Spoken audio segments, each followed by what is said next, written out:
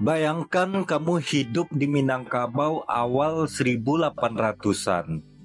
Kampung masih rimbun, rumah gadang berdiri megah. Bunyi saluang dan talempong, aroma rendang dari dapur kayu, dan tawa anak-anak bermain di bawah rumah gadang.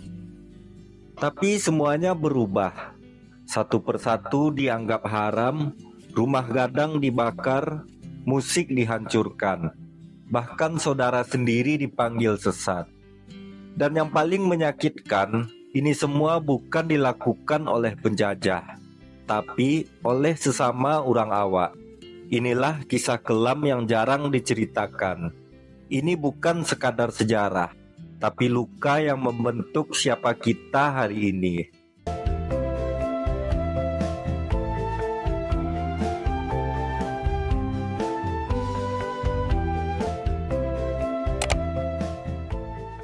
Halo teman-teman, selamat datang kembali di channel Erudet Official.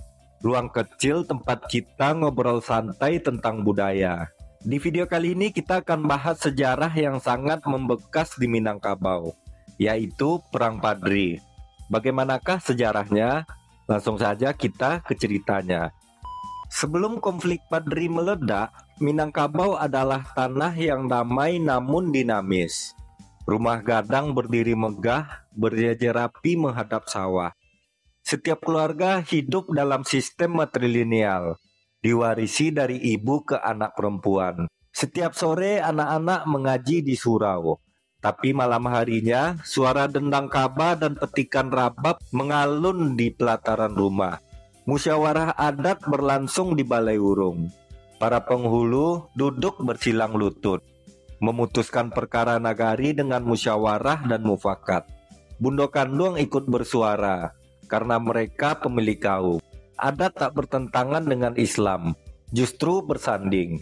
Islam dimaknai dalam kearifan lokal, sholat 5 waktu dijaga, tapi randai dan tari piring juga hidup. Sebuah harmonis yang khas di Minang. Awal 1800-an, beberapa haji pulang dari Tanah Suci membawa pemikiran baru.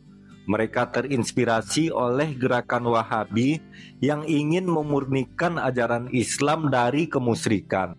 Tokoh-tokohnya seperti Haji Miskin, Haji Piobang, Haji Sumanik, dan nanti yang paling terkenal Tuanku Imam Bonjol. Mereka membentuk gerakan bernama Kaum Padri. Awalnya damai. Mereka berdakwah agar masyarakat meninggalkan judi, sabung ayam, minum tua, dan adat yang dianggap menyimpang. Tapi ketika dakwah mereka ditolak, pendekatan berubah jadi keras. Dan kekerasan pertama justru terjadi antar saudara sendiri. Kaum Padri menyerang nagari-nagari yang dianggap kuno, penuh bid'ah dan adat jahiliyah.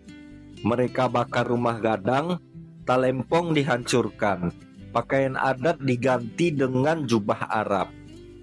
Penghulu yang tak mau tunduk ditangkap, bahkan ada yang dieksekusi di depan rakyatnya sendiri. Surau dibangun menggantikan balai urung. Kuburan adat diratakan. Semua bentuk ekspresi budaya lokal dicap sesat. Di Sumpur Kudus dikisahkan seluruh kampung dibakar. Di tanah datar, balai urung dihancurkan. Di Agam, orang-orang melarikan diri ke hutan, membawa serta kitab tambo dan pusaka adat. Yang mengerikan adalah, ini dilakukan dengan semangat menegakkan agama. Tapi korban utamanya adalah jati diri masyarakat sendiri. Tak semua orang diam.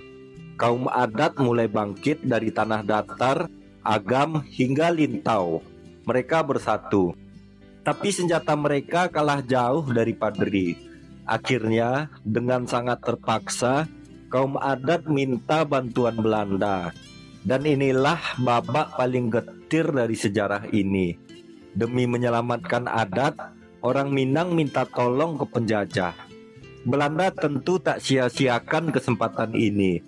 Mereka pura-pura jadi penyelamat, tapi di balik itu mereka menancapkan kuku kekuasaan. Awalnya Belanda mendukung kaum Padri untuk melawan adat. Tapi ketika mereka melihat kaum adat lebih lemah, mereka berbalik. Mereka mendukung kaum adat.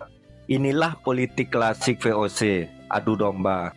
Perang berlangsung lebih dari 30 tahun.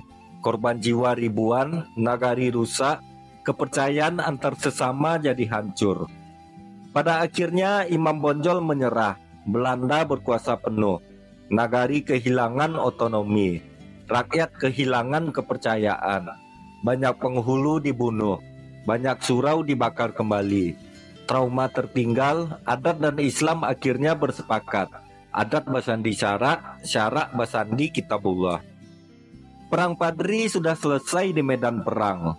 Tapi dalam ingatan kolektif orang Minang, bekasnya masih ada.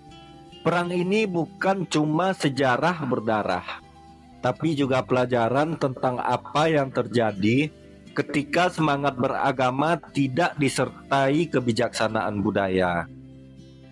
Dan hari ini kita punya pilihan, mengulang luka lama atau berdamai dengan sejarah dan menjadikan cermin untuk lebih bijak dalam beragama dan lebih cinta pada akar budaya kita sendiri. Adat bukan lawan agama, adat adalah cara hidup, dan agama memberi arah hidup. Ketika keduanya berjalan beriringan, maka Minangkabau kembali jadi tanah yang kuat. Bukan karena pedang, tapi karena akal dan mufakat. Sampai di sini dulu video kali ini. Jangan lupa like, komen, share, dan subscribe.